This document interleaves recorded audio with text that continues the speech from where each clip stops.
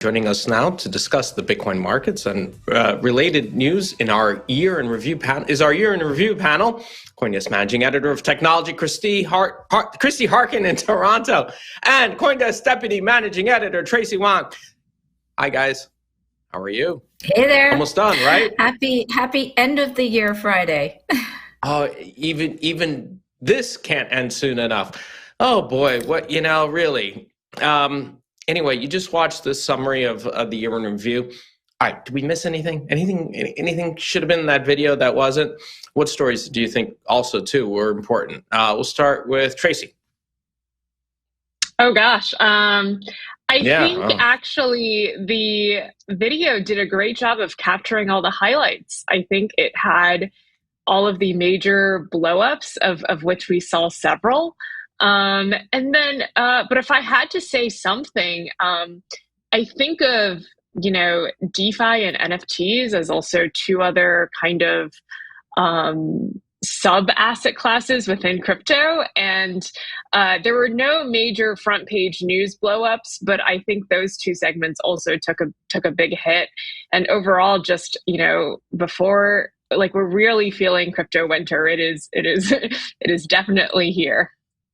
How about you, Christie? Anything missing? And what do you think were the big stories? Well, I think what's interesting about the video is that it was in no way all about Bitcoin.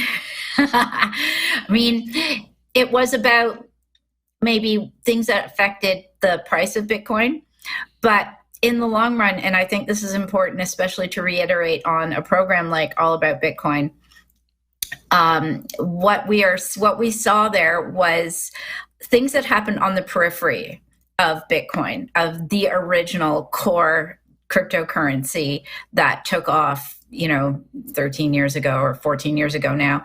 And that in the background, Bitcoin has been moving along steadily. TikTok, next block, nothing has broken with Bitcoin. All of the chaos that's happened has been in the industry that is being built around Bitcoin. And it's a little bit, I don't think ironic is the right word here, but I think it's a little bit telling.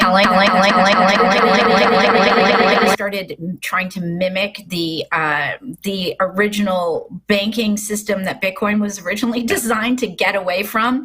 And I don't know, it's kind of like Bitcoin karma coming to bite everybody, saying, the whole point was to be self-sovereign, to hold your own coins, to not give other people custody. And you did it and you got burned. And so you think self-custody is going to be a big issue here, right?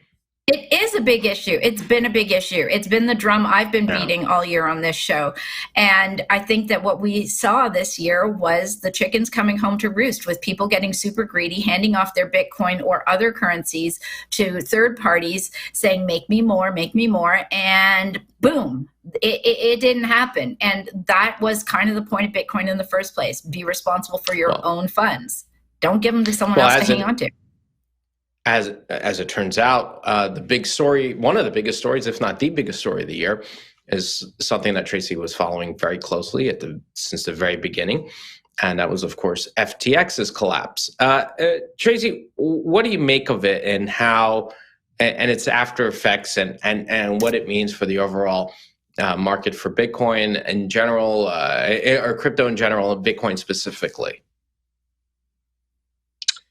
I think, the collapse of FTX came as kind of a end of year present, or maybe a bad present. And it truly, I think, shocked everybody. I don't think, when some of the other dominoes fell, people weren't immediately surprised. They thought that, there was a chance that Luna could depeg. There was, rumors that Celsius was being sketchy. And I think with FTX, nobody really anticipated just how, like the scale of the fraud. This is, Enron, Theranos, probably beyond that even. And whenever something like this happens, the price of all coins will tank. And I think what this says about Bitcoin is, it's kind of, it was, I think, hovering in the $20,000 range, and now it's kind of plummeted to the 16, 17. That's still a lot better than, say, Solana, which was down 90% in this, after FTX. Yeah. And so I think, relative strength is kind of a good thing for Bitcoin. So, Christie, it wasn't just about the market, though. I mean, there were developments within Bitcoin itself. What went under the radar? What did people miss or not pay enough attention to? Yeah, I think that's, that we had those great big terror stories that came out from crypto, but like I was saying, Bitcoin has been plugging along. The Lightning Network saw a 47% roughly growth rate over the year. Not tripling it the way it did the year before, but still, that's pretty darn good. Major projects like from Lightning Network Daemon, Core Lightning, Bitcoin Development Kit, Lightning Development Kit, Eclair, BTC Pay Server, Rest Bitcoin, all of these really important projects that are building on or around Bitcoin all had major releases. We had Bitcoin Core version 24, which came out and introduced full RBF replaced by fee, which is in a nutshell a measure that allows people to bump up their transaction fees during times of high transaction volume to ensure they get priority inclusion in the blockchain. This has been probably one of the more impactful, or at least talked about, improvements that has come to Bitcoin this year.